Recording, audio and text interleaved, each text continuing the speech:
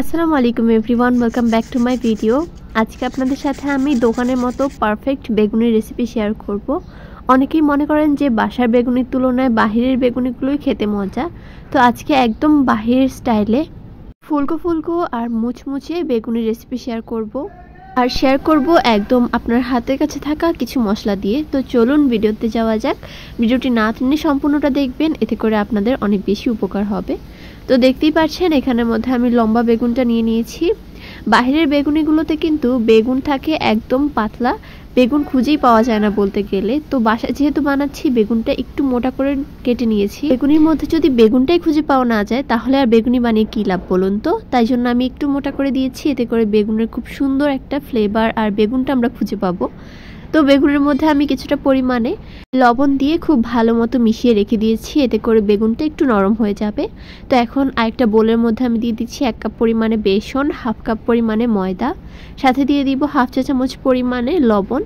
এখন দিয়ে দিব 1/2 চা চামচ হলুদের গুঁড়া, 1/2 চা চামচ দিব মরিচের গুঁড়া, তারপর দিব 1/2 চা চামচ পরিমাণে জিরার গুঁড়া। এখন এখানের মধ্যে দিয়ে দিব 1/2 চা চামচ পরিমাণে বেকিং পাউডার, হাতের কাছে না থাকলে এটা অ্যাড করার প্রয়োজন নেই। দিয়ে দিচ্ছি 1/2 চা চামচ আদা বাটা, 1/2 চা চামচ রসুন বাটা। এখন একটু সব কিছুকে ভালো মতো মিশিয়ে নিতে হবে, শুকনো উপকরণ যেগুলো ছিল। আর তারপর এটার মধ্যে আমি অল্প অল্প করে পানি দিয়ে একটা পাতলা ব্যাটার তৈরি করে নিতে হবে।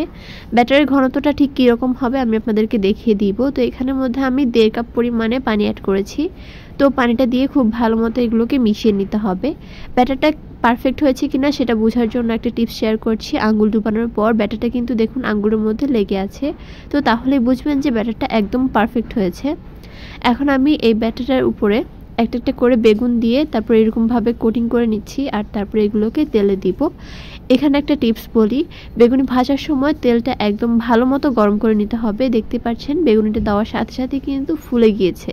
তো এরকম গরম তেলের মধ্যে বেগুনিগুলো ভাজলে তেলটাও কম খাবে আর খুব সুন্দর পারফেক্ট আর ক্রিস্পি হবে কিন্তু এই বেগুনিগুলো।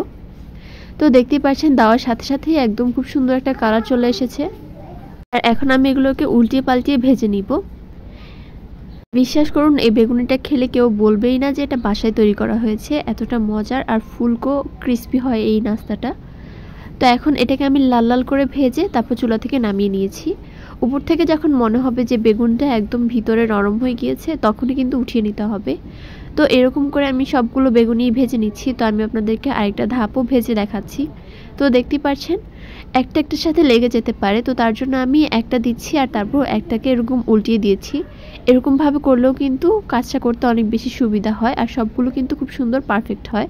তো দেখতেই পাচ্ছেন বেগুনিগুলো একদম রেডি। এটা আমি বানানোর আধা ঘন্টা পর দেখাচ্ছি, আর দেখুন এখনও কতটা পরিমাণে ক্রিস্পি রয়েছে। তো ভেঙেও শেয়ার করছি, ভিতরে যেই বেগুনটা দিয়েছি ওইটাও কিন্তু একদম পারফেক্টভাবে কুক হয়ে গিয়েছে। তো আমার আজকের ভিডিওটি ছিল এই পর্যন্তই। দেখা হবে পরবর্তী কোনো ভিডিওতে। আল্লাহ হাফেজ।